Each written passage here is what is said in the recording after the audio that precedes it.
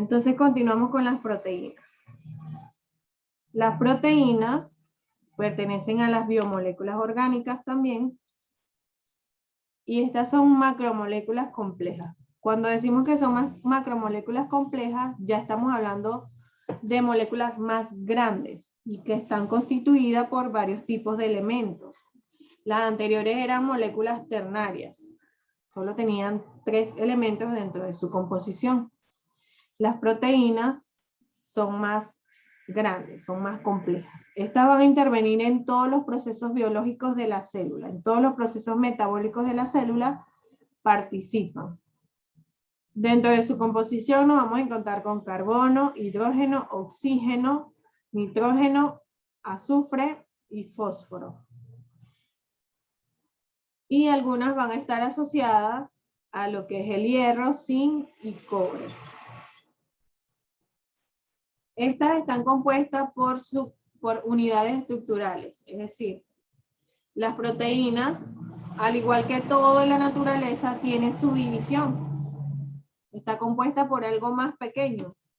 Esos son los aminoácidos. Una proteína va a estar conformada por más de 50 aminoácidos.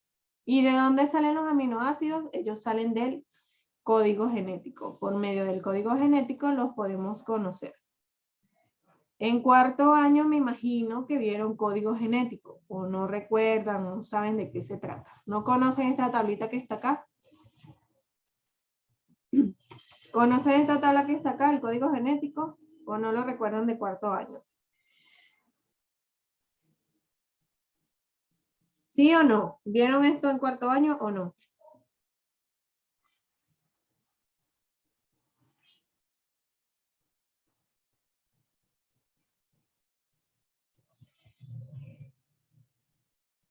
Al parecer nadie lo recuerda.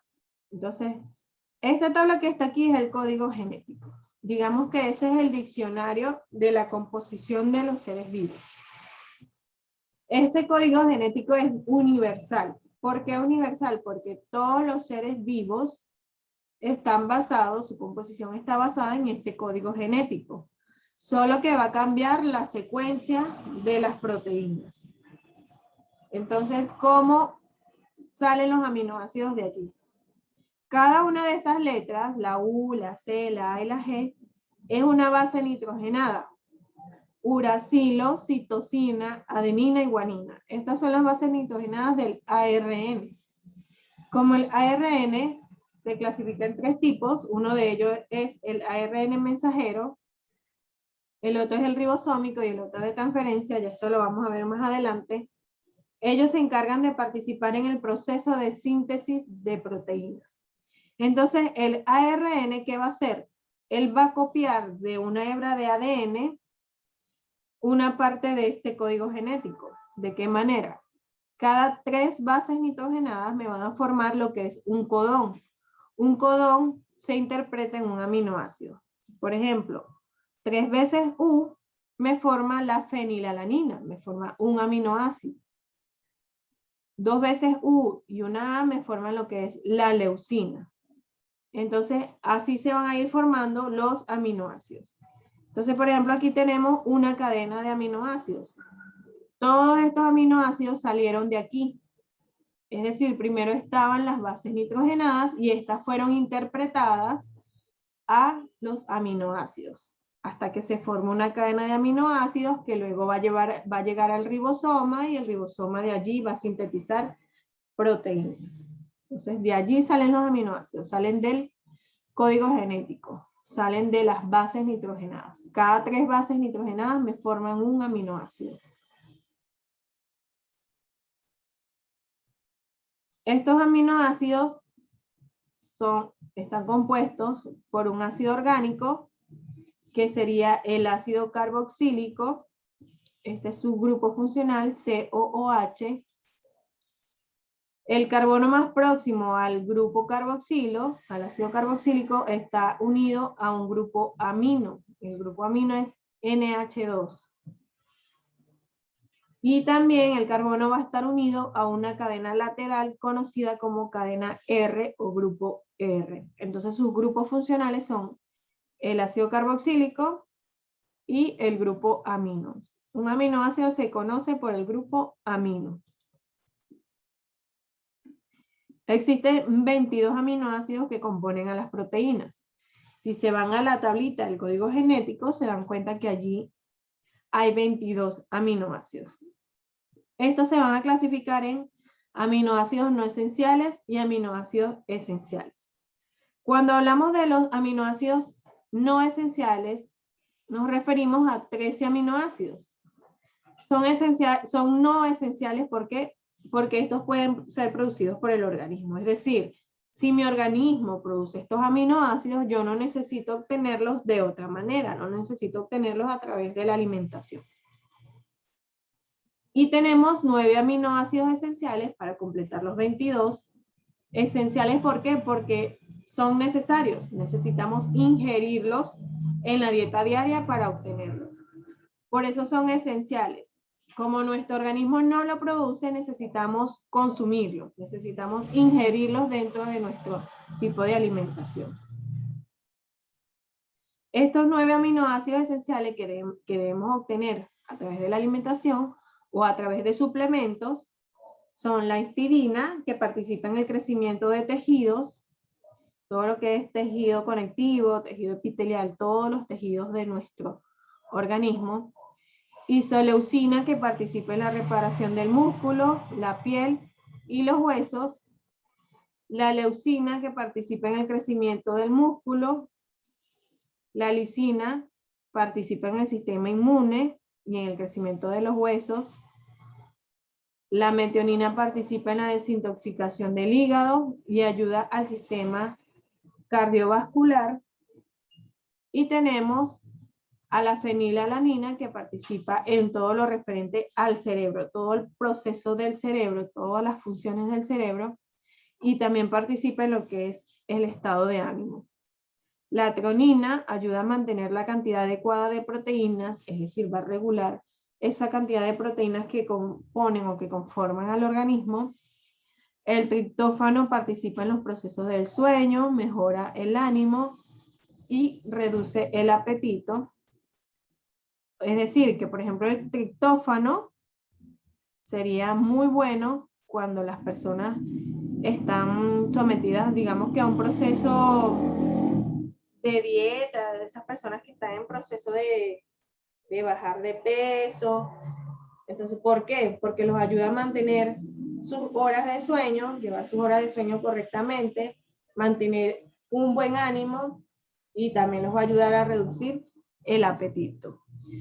Al igual que la valina, que aporta energía, también va a ser muy importante en ese tipo de proceso. Entonces, estos 9 aminoácidos debemos tratar de consumirlos.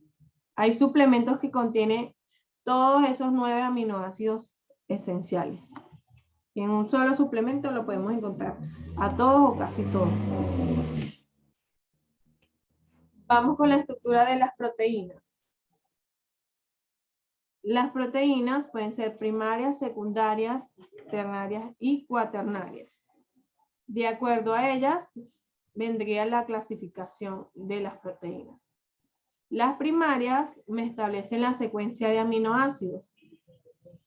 Es decir, luego que el ARN mensajero toma esa copia del ADN, forma una cadena, que sería una proteína primaria, que es todos los aminoácidos organizados. Una secuencia de aminoácidos. Las secundarias me indican la dirección de los aminoácidos y ya esto se va volviendo una hélice. Parecido al ADN, se forma una hélice de tantos aminoácidos que hay, se va enrollando, se va formando una hélice. Luego vienen las ternarias, que estas se forman por la atracción de los grupos que se encuentran en la hélice. Esto va a provocar que la molécula se enrolle sobre sí misma, formando las proteínas en forma de ovillo, globular y fibrosa. Es decir, esto que está acá, la secundaria, se comienzan a traer esos aminoácidos entre ellos y se va enrollando. Se va enrollando hasta que me forma un polipéptido, que sería esto que está acá. La cuaternaria es la unión mediante enlaces débiles de varias cadenas polipeptídicas idénticas o no, idénticas o no, me van a formar un complejo proteico. Dentro de ellos nos encontramos, por ejemplo, el colágeno, la queratina y la hemoglobina. Es decir, este polipéptido que se formó va a atraer a otros polipéptidos, se van a unir por enlaces débiles y me van a formar un complejo proteico.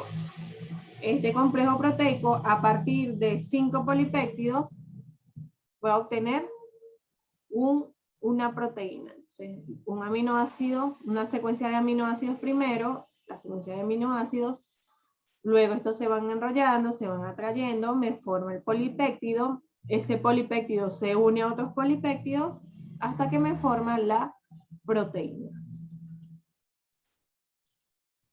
Ahora vamos con la clasificación de las proteínas. Estas proteínas pueden ser aloproteínas, que son las proteínas que están formadas exclusivamente por aminoácidos.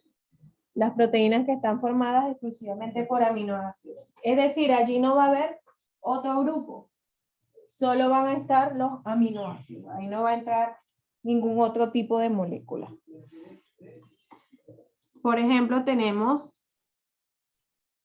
a las globulares, a las aloproteínas globulares.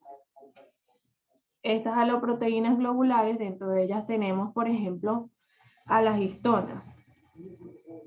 ¿En qué proceso participan las histonas? En la formación de la cromatina. La cromatina, al condensarse, va a formar los cromosomas. Entonces, las histonas son muy importantes para la formación de los cromosomas. Estas histonas van a estar allí presentes, el ADN se va a enrollar en ellas, se enrolla haciendo grupos de 8 histonas, a esto se le conoce como octámeras. Cada 8 histonas me van a ir entonces formando la cromatina. Luego esta se va a condensar y me va a formar los cromosomas. Entonces así se va a formar los cromosomas. El ADN se va enrollando muchas veces sobre las histonas, formando grupos de 8 en 8 hasta que me forman la cromatina. Luego tenemos a las albúminas. Las albúminas se encargan de transportar sustancias químicas. Van a transportar sustancias químicas a través del organismo. Ellas sirven como, o sea, tienen una función transportadora, esas albúminas. ¿Dónde podemos encontrar albúminas, por ejemplo? Si ustedes abren un huevo crudo, o también cocido, pero un huevo van a encontrarse con la yema, que es lo amarillo, y con la clara. La clara es albúmina. Eso es totalmente de carácter proteico. Eso es albúmina.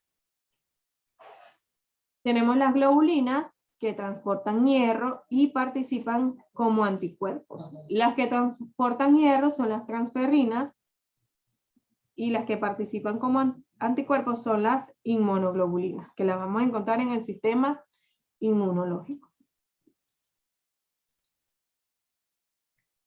Tenemos las aloproteínas de tipo filamentosas, como por ejemplo el colágeno, que lo encontramos en las fibras conjuntivas del tejido reticular. Si queremos obtener colágeno, por ejemplo, ¿de dónde lo podemos obtener? En la alimentación.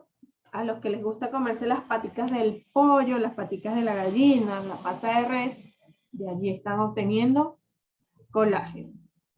De allí se obtiene el colágeno en las patas de gallina y las patas de pollo, las patas de res. Es una de las fuentes de colágeno, por mencionar algunas, pues. Y tenemos la queratina, que forma parte de las estructuras epidérmicas, como el cabello y las uñas, en nuestro caso.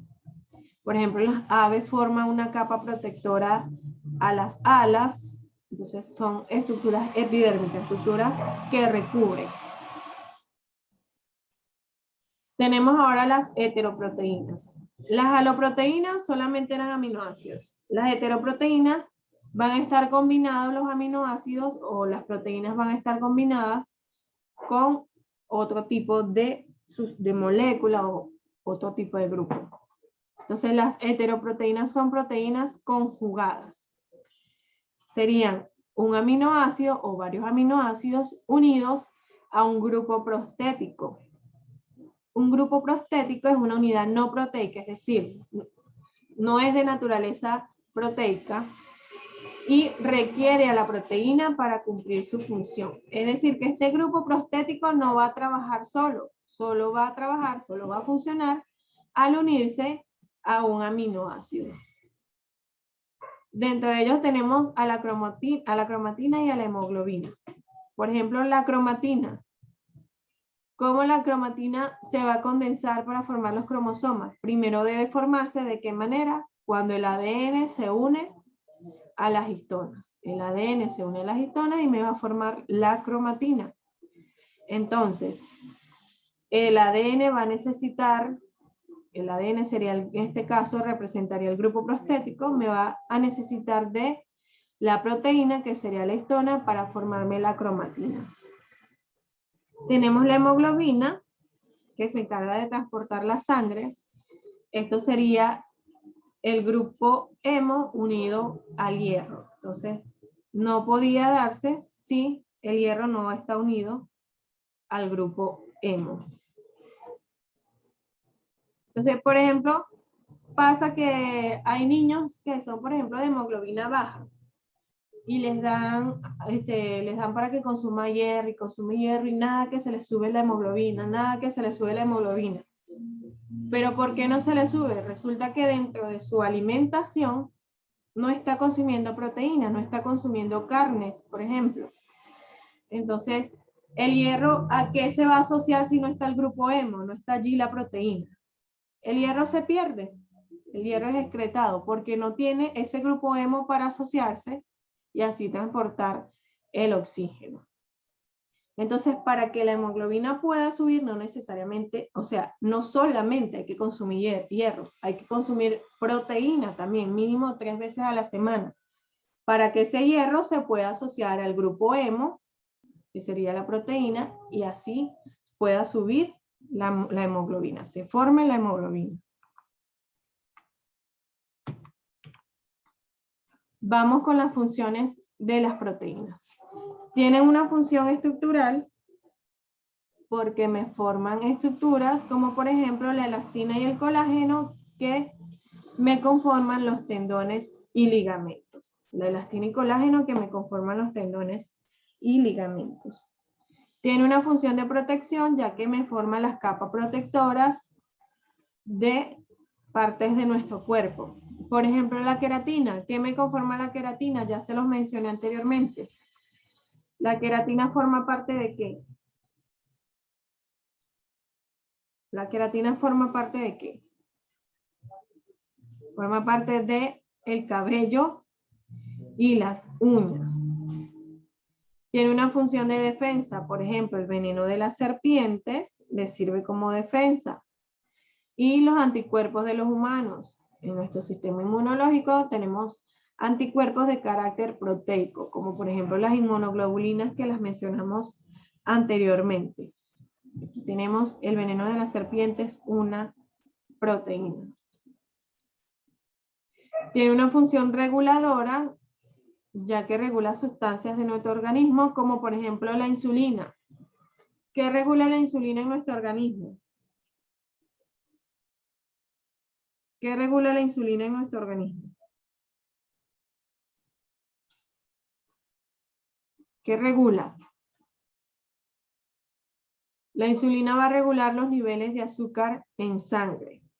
Esta es liberada por el páncreas, se dirige hacia el torrente sanguíneo y de allí va hacia las células diana o células blanco, donde necesita realizarse ese proceso de regulación. Tiene una función contráctil, ya que permite los movimientos del cuerpo mediante la actina y la miosina, por ejemplo, que conforman el músculo. El proceso de contracción y relajación ocurre por los movimientos de actina y miosina. Tiene una función enzimática, ya que las enzimas son de carácter proteico y estas catalizan las reacciones químicas dentro de la célula. Las enzimas van a catalizar todos esos procesos bioquímicos que ocurren dentro del organismo mediante el complejo enzima-substrato. Tiene una función de transporte, como por ejemplo la hemoglobina, que se encarga de transportar el oxígeno a través de la sangre. ¿Cómo ocurre esto? Por el intercambio gaseoso que ocurre entre los alvéolos pulmonares y el sistema circulatorio. Tenemos ahora lo que son las enzimas. Las enzimas son proteínas de tipo globulares. Son proteínas de tipo globulares. Se encargan de catalizar la reacción. Es decir, la pueden, por ejemplo, acelerar la reacción. Estas reacciones bioquímicas son todos esos cambios químicos que ocurren dentro del organismo. Entonces las enzimas son proteínas globulares que se encargan de catalizar las reacciones bioquímicas. Tenemos las propiedades de las enzimas. ¿Cuáles son esas propiedades de las enzimas? En primer lugar, tenemos que son de naturaleza proteica, es decir, que pertenecen a las proteínas. Si pertenecen a las proteínas y son proteínas globulares, estamos hablando de que de aloproteínas o heteroproteínas. Si son enzimas que pertenecen a las proteínas globulares, son aloproteínas o heteroproteínas. A ver quién me responde. ¿Aloproteínas o heteroproteínas? Las enzimas son aloproteínas o heteroproteínas. Alguien que me diga. ¿Aloproteínas o heteroproteínas? Nadie sabe. Nadie está prestando atención. Por aquí me dicen que es una heteroproteína. ¿Están de acuerdo? Por aquí me dicen que es una heteroproteína. ¿Están de acuerdo con eso? ¿Están de acuerdo con...? Por aquí me dicen que no están de acuerdo. Entonces, ¿qué es? Entonces, ¿qué es? No es una heteroproteína, ¿es qué? ¿Una qué? Aloproteína. Si nos devolvemos un poco, aloproteína, no aeroproteína. Si se fijan, aloproteínas, dentro de ellas tenemos a las globulares. Entonces las enzimas, por ser proteínas globulares, serían una aloproteína. Otra propiedad es que las enzimas tienen especificidad. Cuando decimos especificidad nos referimos a que son específicas, es decir, cada enzima es específica para un tipo de sustrato. Solo me va a trabajar con ese tipo de sustrato, sustratos de esa misma naturaleza. Y son reutilizables, es decir, una enzima me puede participar en varios procesos, pero de la misma naturaleza. ¿Cómo es esto? Por ejemplo, la transcriptasa. La transcriptasa participa en el proceso de transcripción del ADN a ARN. Entonces, ¿qué pasa? Esta enzima transcriptasa, si hablamos de especificidad, solo me va a trabajar en ese tipo de proceso. La transcriptasa no me va a trabajar, por ejemplo, rompiendo los enlaces de un carbohidrato. No me va a participar en eso. La transcriptasa es solo para aquel tipo de proceso. Es reutilizable, ¿por qué? Porque ella me puede participar en la transcripción de una hebra de ADN. Entonces ya trabaja en ese proceso, ya lo termina y después viene que toca otra vez transcribir otra hebra de ADN. Esa misma enzima puede trabajar en ese proceso porque es un proceso de la misma naturaleza, de su sustrato que es específico para ella. Entonces reutilizable por eso, porque puede trabajar varias veces, pero en un sustrato que sea específico para ella. ¿De qué manera trabaja? Tenemos la enzima y tenemos el sustrato. Como les dije, tiene que ser específico para ella. Entonces encaja como si fuera una llave cerradura. De esa manera se describe, llave cerradura. Una llave es específica para un tipo de cerradura nada más, no entra en otra cerradura. Así trabaja la enzima con el sustrato.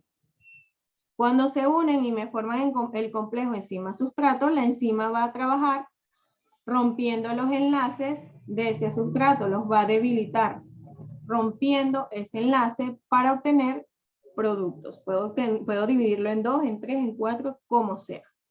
Los componentes de ese compuesto se puede dividir en la cantidad que sea. La enzima va a debilitar los enlaces que está uniendo todos esos componentes y los va a separar.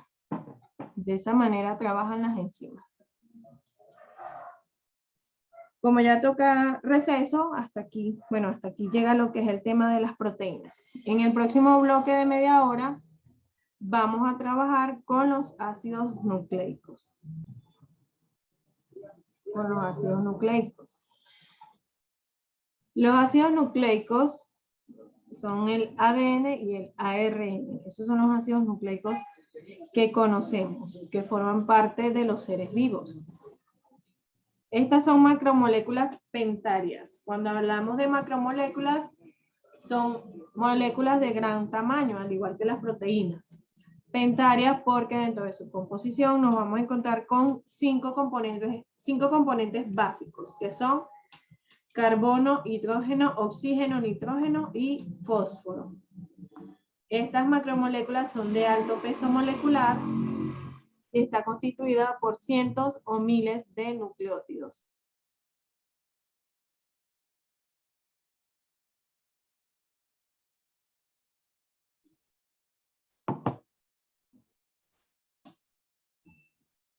Esos nucleótidos van a ser la subunidad de los ácidos nucleicos.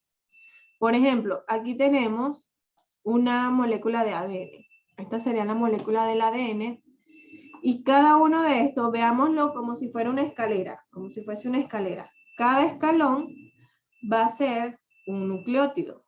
Cada escalón de cada lado va a ser un nucleótido. Ese nucleótido está formado por un grupo fosfato, un azúcar y una base nitrogenada. Entonces, cada uno de los escalones de cada lado, de cada hebra, está formado por un nucleótido. Y ese nucleótido está unido al nucleótido del otro lado mediante puentes de hidrógenos. Y cada nucleótido en cada lado se une, por ejemplo, el primero se une con el segundo con el tercero, se une mediante enlaces fosfodiéster. Estos enlaces unen los grupos fosfatos de un nucleótido adyacente con el otro. Esto me va a formar lo que es el esqueleto, digámoslo así, de las moléculas de los ácidos nucleicos. Me va a dar la estructura de ese ácido nucleico. Entonces, el grupo fosfato de uno se va a unir con el grupo fosfato del otro. El carbono 3, el grupo fosfato de uno de los nucleótidos está en el carbono 3, se va a unir al grupo fosfato de otro que está en el carbono 5. Por eso tiene también esa forma de hélice, porque es como que ustedes, este dedo deberían de unirlo con este, porque es el mismo número, ¿no? En cada mano es el mismo número, me va a representar el 1. Deberían unirse de esta manera.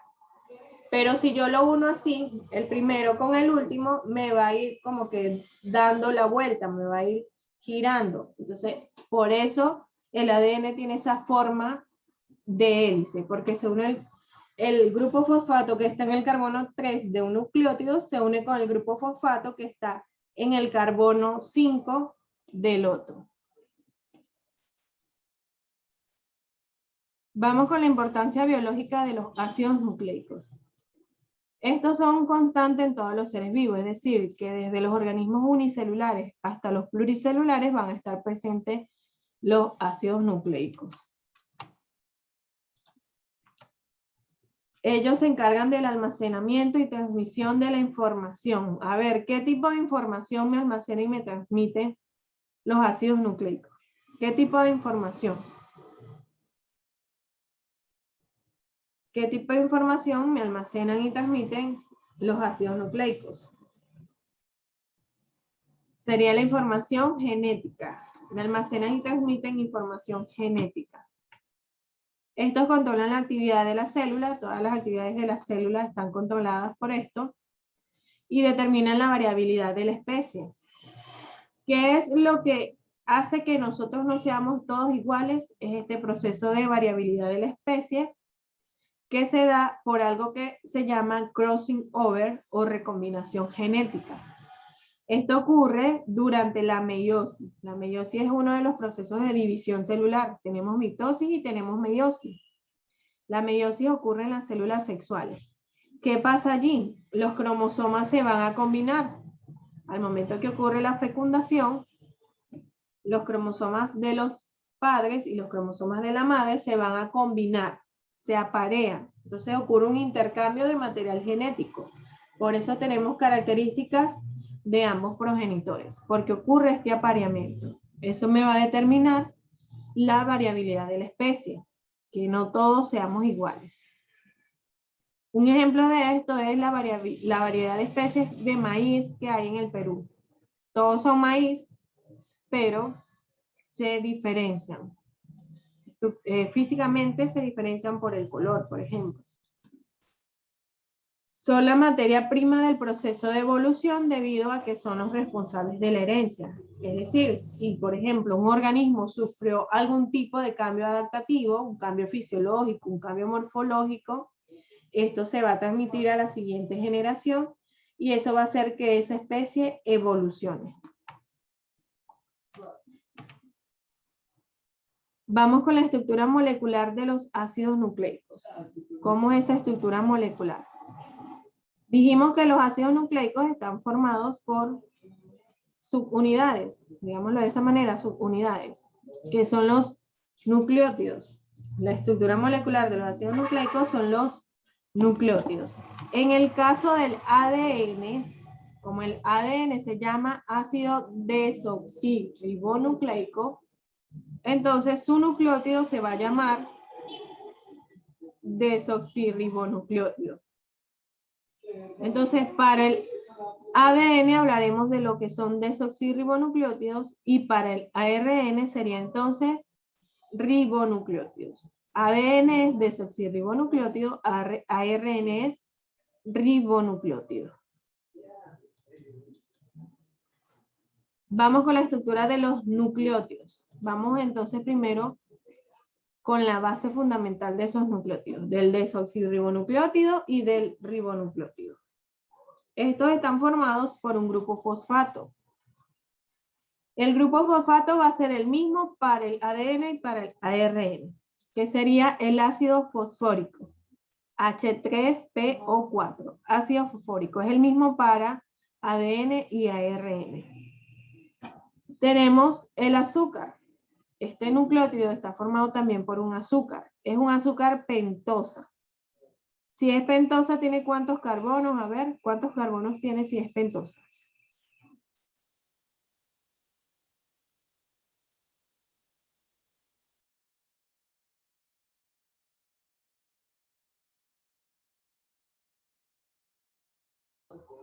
¿Cuántos carbonos? 5. Muy bien, Génesis. Tiene 5 carbonos, por eso es una pentosa.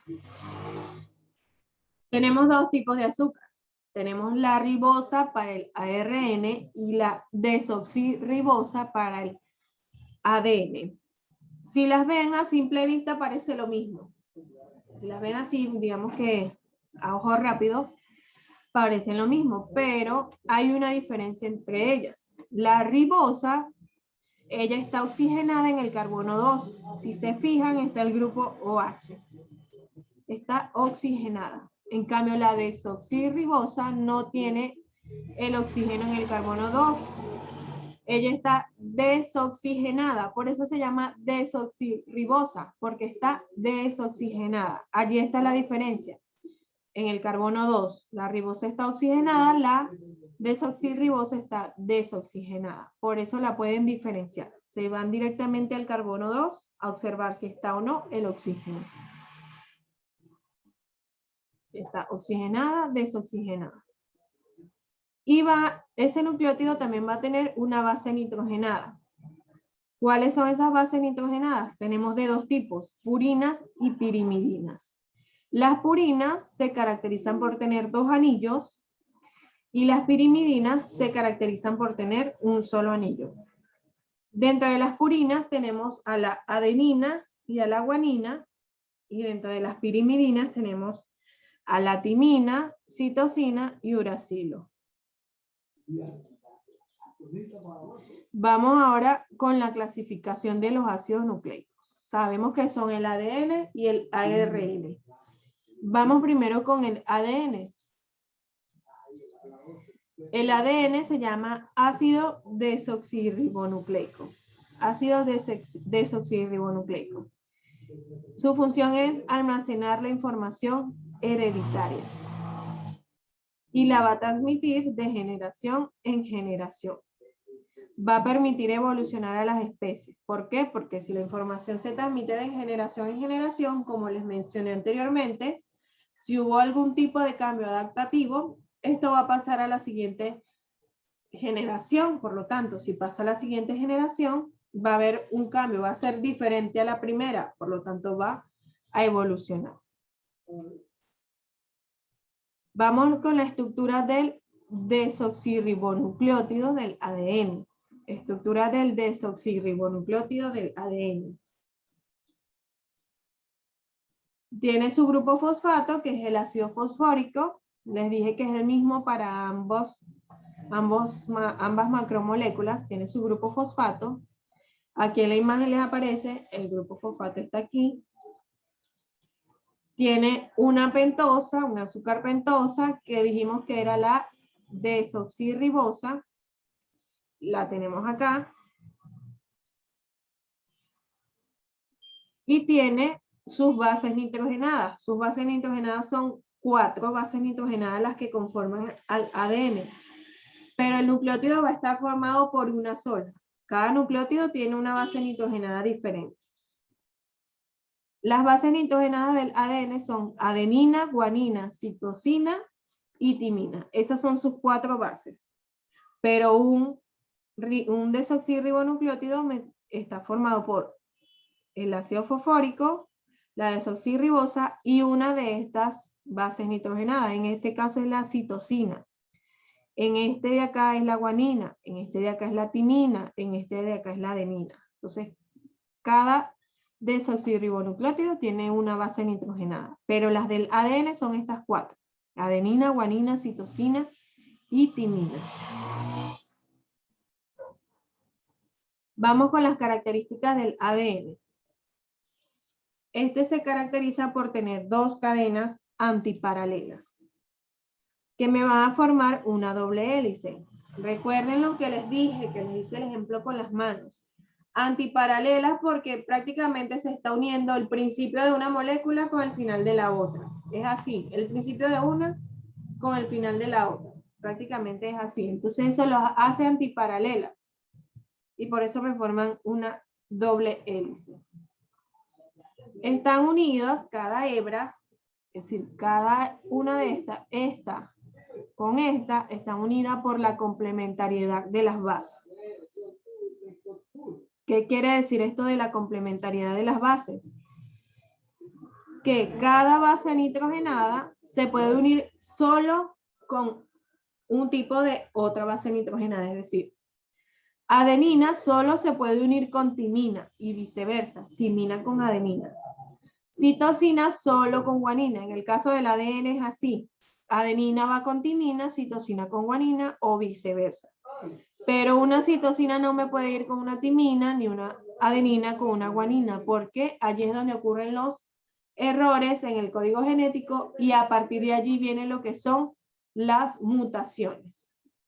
¿Cómo van a estar unidas ellas? Van a estar unidas mediante puentes de hidrógeno.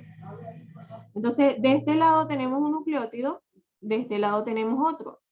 Se van a unir por medio de los puentes de hidrógeno que me forman una base nitrogenada con la otra. Por ejemplo, aquí, regreso, esta guanina es complementaria con la citosina, por eso están unidas aquí, se unen por medio de puentes de hidrógeno.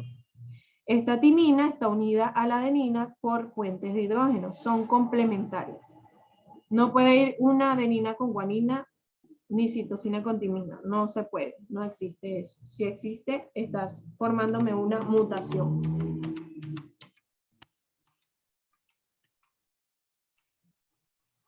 Vamos entonces ahora con lo que sería el ARN. Aquí tenemos, por ejemplo, una cadena de ADN con su cadena, con su hebra complementaria. Guanina con citosina, adenina con timina, citosina con guanina. ¿Dónde nos vamos a encontrar el ADN? En el núcleo celular, en las mitocondrias y en el cloroplasto. Por ejemplo, el ADN mitocondrial que tenemos nosotros nos los aporta solo nuestra madre. Tenemos ADN mitocondrial solo de nuestra madre, no tenemos de nuestro papá. ¿Por qué ocurre esto? Resulta que en la estructura del espermatozoide, que sería la célula sexual masculina, el espermatozoide tiene una cola, se llama flagelo. Ese flagelo, que es como una especie de cola, es lo que provoca el desplazamiento, o es el que hace el desplazamiento del espermatozoide. ¿Y esto es gracias a qué? A las mitocondrias que le aportan la energía. Es decir, que todas las mitocondrias están en la cola o en el flagelo del espermatozoide. Cuando el espermatozoide se une con el óvulo, cuando se fusionan, el espermatozoide pierde la cola. Al perder la cola, está perdiendo todos o todas las mitocondrias. Pierde todas las mitocondrias, por lo tanto, no va a aportar ADN mitocondrial. Solo quedan las mitocondrias del óvulo. Y solo queda el ADN mitocondrial de parte del progenitor femenino. Vamos con la clasificación, continuamos, perdón, con la clasificación de los ácidos nucleicos y tenemos el ARN. El ARN se llama ácido ribonucleico. Este ácido ribonucleico se forma en el núcleo de la célula. El ARN, a diferencia del ADN, es una sola hebra. Va a ser una sola hebra, no es doble, es una sola. Este va a copiar la información a nivel de los ribosomas. Él sale del núcleo y lleva la información hasta los ribosomas. Sale del núcleo, lleva la información hasta los ribosomas, donde ocurre la síntesis de proteínas. Realiza la síntesis de proteínas. Vamos ahora con la estructura del ribonucleótido. Como es ARN, hablamos del ribonucleótido. Está formada por un grupo fosfato, que es el ácido fosfórico. Contiene un azúcar pentosa, que sería la ribosa, la que está oxigenada. Y ese ribonucleótido va a tener una base nitrogenada que puede ser cualquiera de estas cuatro. Adenina, guanina, citosina, uracilo. ¿Qué cambia con respecto al ADN? Cambia aquí. No hay timina, sino que hay uracilo. No hay timina, sino uracilo. Estas serían adenina, uracilo, guanina, citosina. Es decir, que de acuerdo a la complementariedad de las bases, ahora adenina, si va a pasar de ADN a ARN, adenina iría con uracilo. Ya dejaría de ir con timina. Cuando va a pasar de ADN a ARN, ahora sería A con U.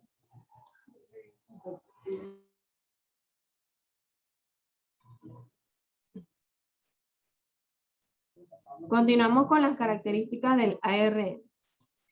El ARN es una sola cadena de ribonucleótidos y está unido por enlace fosfodiéster. Una sola cadena, no como el ADN que son dos.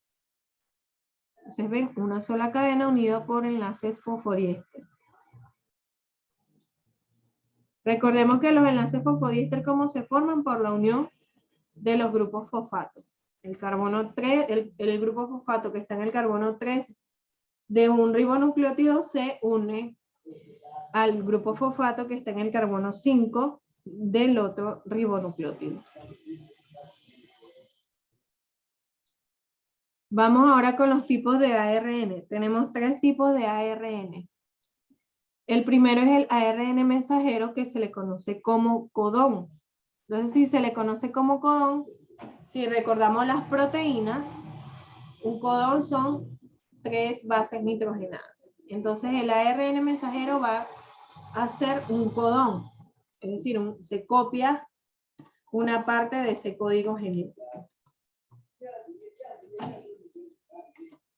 Este ARN mensajero se forma por la transcripción de una secuencia de ADN. Es una estructura lineal. Copia la información del ADN y la lleva desde el núcleo hasta el citoplasma. Es decir, en el núcleo nos encontramos con el código genético. De una hebra de ADN, este ARN va a copiar una parte. Va a copiar un codón o varios codones. Y va a formar esa secuencia. La va a formar y va a llevar esa información desde el núcleo de la célula hasta el citoplasma. Que allí en el citoplasma se encuentran los ribosomas para sintetizar proteínas. Luego tenemos el ARN ribosómico. El ARN ribosómico es de configuración globular. Si es de configuración globular, quiere decir que está unido a proteínas. El ARN ribosómico está unido con proteínas para formar parte de los ribosomas. Los ribosomas están conformados por 2 subunidades. Una más grande que la otra, subunidad de 60 y subunidad de 40. Son 2 subunidades. Este ARN mensajero que está aquí, él va a llegar hasta el ribosoma y va a pasar entre las 2 subunidades para ser traducido. Tenemos el ARN de transferencia, conocido como anticodón. Este tiene una configuración en forma de hoja de trébol invertida. Él recoge y selecciona aminoácidos libres del citoplasma y los va a llevar hasta el ribosoma. Ahorita se los voy a explicar mejor con una imagen.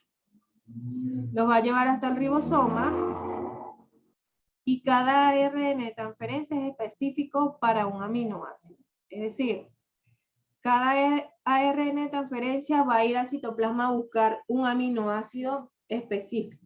O sea, él es transporte de un solo tipo de aminoácido. No me puede captar uno que no sea para él. ¿Cómo ocurre este proceso? ¿Cómo participan esos 3 tipos de ARN? Ellos participan de esta manera. Voy a colocar todo esto aquí. Tenemos el ADN en el núcleo de la célula. El ADN está en el núcleo de la célula. Tenemos aquí una doble hélice de ADN que va a pasar. Viene el ARN mensajero y va a copiar esta información. Esto de acá, esta hebra, es toda una cadena de aminoácidos. Es toda una cadena de aminoácidos. Entonces el ARN lo va a copiar mediante la complementariedad de la base. Es decir, si aquí hay una adenina, el ARN mensajero me va a colocar un uracilo. Si aquí hay una guanina, el ARN me va a colocar una citosina. Entonces me copia toda esa información y la saca del núcleo. La saca del núcleo y la va a llevar hasta el citoplasma. Ese ARN mensajero me lleva todos esos codones, que son cada uno de estos tripletes de acá, hasta el ribosoma. El ARN mensajero entonces es una cadena de aminoácidos, Llega al ribosoma, en el ribosoma tenemos el ARN ribosomal integrado a ese ribosoma y va a comenzar a pasar entre las 2 subunidades, la subunidad grande y la subunidad pequeña. Y va a comenzar el proceso de traducción de ese código que trae el ARN mensajero. ¿De qué manera? Los ARN de transferencia que están dispersos en el citoplasma, ellos van a ir, digamos que van a ir a buscar a ese aminoácido que es necesario para traducir el ARN mensajero. ¿Qué pasa? Si esta hebra, por ejemplo, me trae una adenina, vamos a buscar uno aquí, me trae la tirosina, que es UAU. UAU es tirosina. El ARN aquí me trae una tirosina. ¿Qué pasa? El ARN de transferencia tiene que ir a buscar en el citoplasma o trae desde el citoplasma una que sea complementaria con ella. Si esto es UAU, su complementario sería AUA. Y de esta manera va a ir interpretando ese mensaje, ese código que me trae el ARN mensajero.